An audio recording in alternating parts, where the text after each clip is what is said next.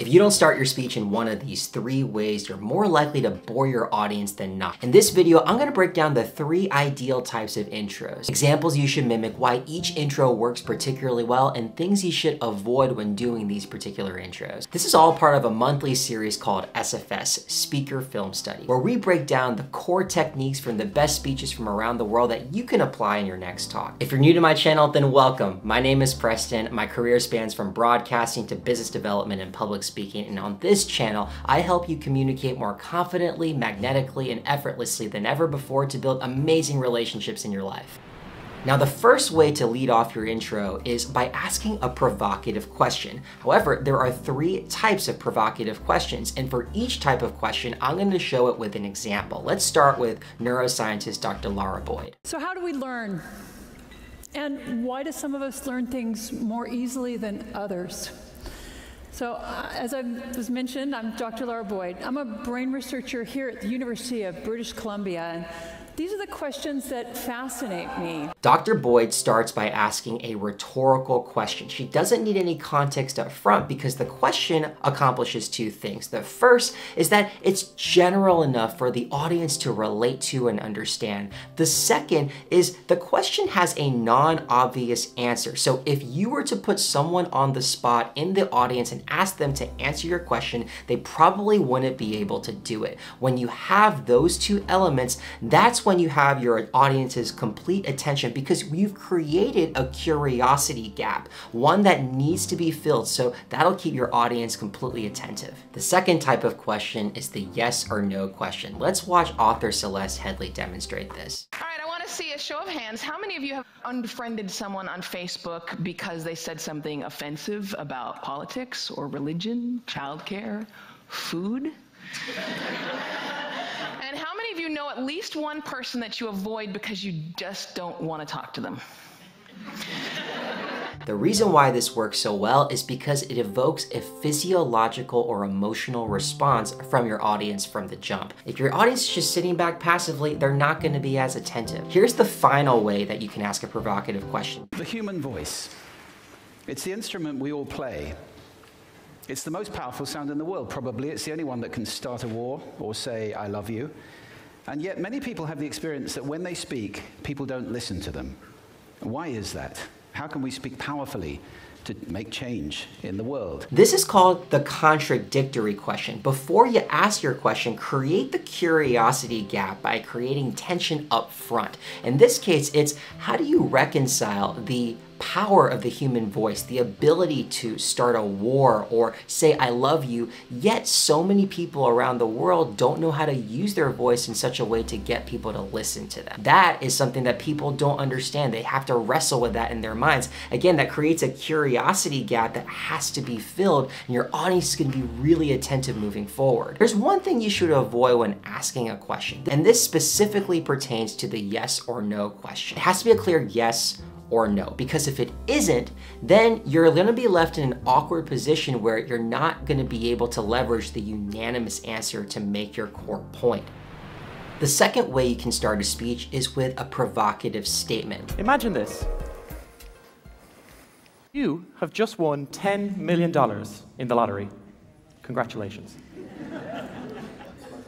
You have just eaten the most delicious, warm chocolate brownie that has ever been baked.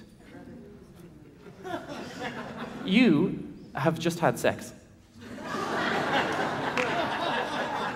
And you have just done all 3 at the same time. Congratulations to you too. And you can either start with a jarring statistic or a statement that no one's really ever heard before. The audience's attention is naturally highest at the beginning and the end of your speech, so it's really important to be extra thoughtful about the first statement or first jarring statistic that you share when you open up your speech, because even weeks or months later, that can be the one thing that your audience remembers from your speech. What you want to avoid though is just starting off your speech introducing yourself like, hi there, my name is Preston Chen and I'm gonna teach you how to be a better public speaker.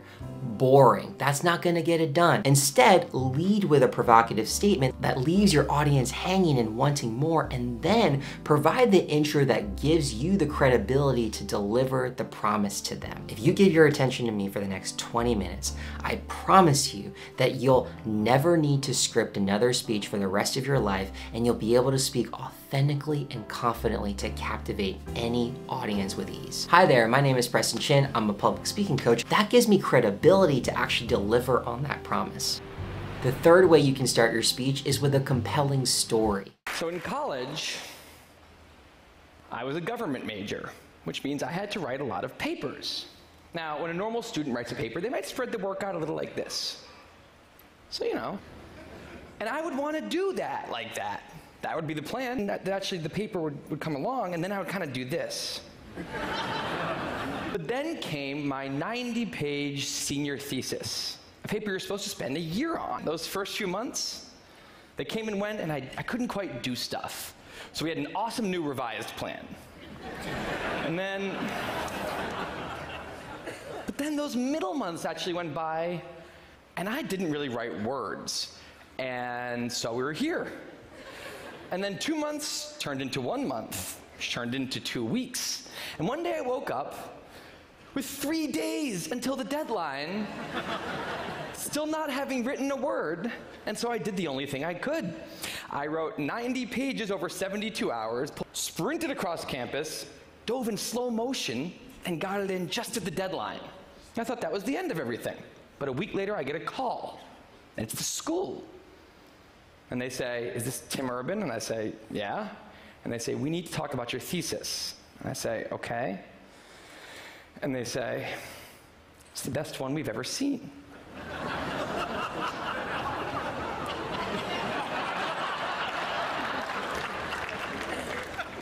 That did not happen. Here, you should pose a problem and raise the stakes. Whenever you can articulate a problem that the audience immediately understands and empathizes with, they're gonna want you as the protagonist to solve it, and they're gonna be paying that much more attention. The second reason why this works so well is you're creating contrast. Notice, for example, with Tim Urban, he says how a normal student prepares for a paper versus how he prepares for a paper. We as human beings are naturally drawn to deviations from the norm, stark contrast. And finally, the story should connect to why you're on stage. Your story has to have a purpose. It needs to connect to something. Now, avoid rambling. You ideally don't need to have a 3 to even 5 minute story. The reason why a story is so crucial is because it gets your audience to care about the topic that you're delivering. Attention is only earned. It is never given. Now, it really helps to watch an entire intro from start to finish. So watch this particular video of me breaking down one of the most watched TED Talks ever by Tim Urban and why the intro is what made it such a classic.